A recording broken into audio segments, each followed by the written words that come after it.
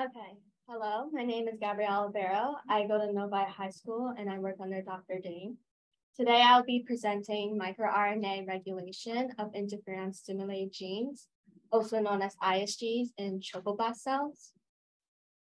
Our objective for our project was to study the role of microRNA in regulating ISGs expression.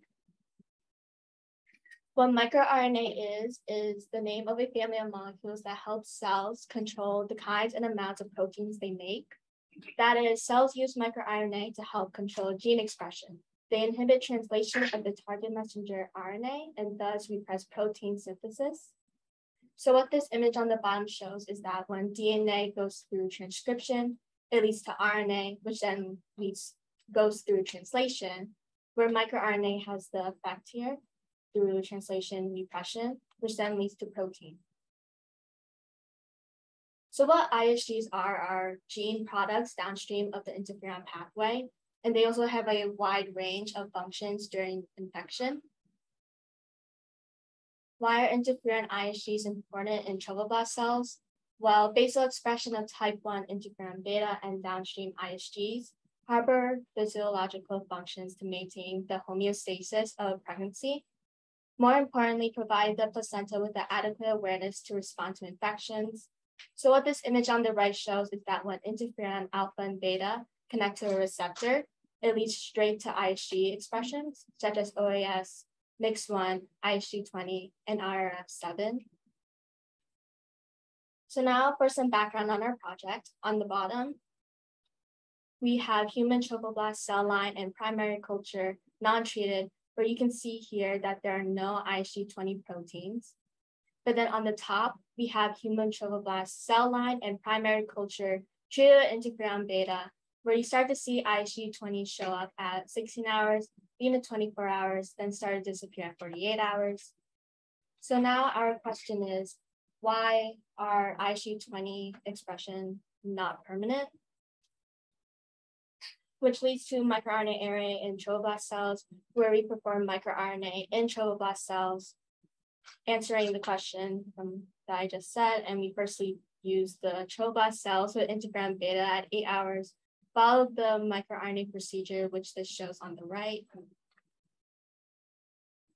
which leads to the microRNA array result, where we chose to study miR28.5P because it affects the most number of genes such as RF9 and so on, and it's also predicted to regulate ISG20. Now for our hypothesis based on the background, normally miR28.5P expression will inhibit ISG20 expression, but we believe that when miR28.5P expression is treated with interferon beta, the miR28.5P expression will go down, leading to ISG20 expression to go up. Now for our question, will interferon beta affect miR28.5P expression in trophoblast cells? Our methods used to study trophoblast cells was to treat them with interferon beta, 30 nanograms per ml. Our time points were 8 hours, 16 hours, and 24 hours, with our endpoints being RT-PCR.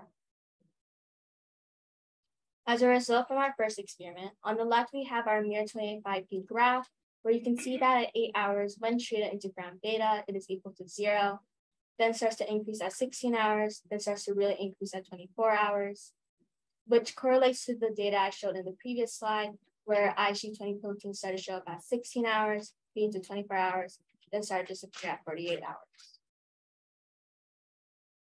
Now, once we studied ISG's expression for our first experiment, we found out that when miR28.5P expression is down, ISG expressions are up, such as RF9, MIX1, ISG20, OAS1, and Vibrine. Same goes for when miR28.5P expression is up, ISG expressions are down. So when we repeat our experiment again, we didn't get the same results. Instead of miR28.5P expression being down, it is now up. So we want to confirm whether our treatment was working. So we used Vibrine to see if our interferon beta treatment was functioning, and it turns out it was, which leads to us repeating the experiment again, having the same problem where our miR28.5P expression is up rather than down. It pleased us to find out that our control U6 CQ value is too high from our first experiment. So now we can say that our first experiment data is not accurate. So in conclusion, interferon beta treatment slightly increases the expression of miR28-5P in trophoblast cells. For future direction, we want to try different doses and types of stimulus, such as LPS, poly-IC, to see the expression of miR28-5P.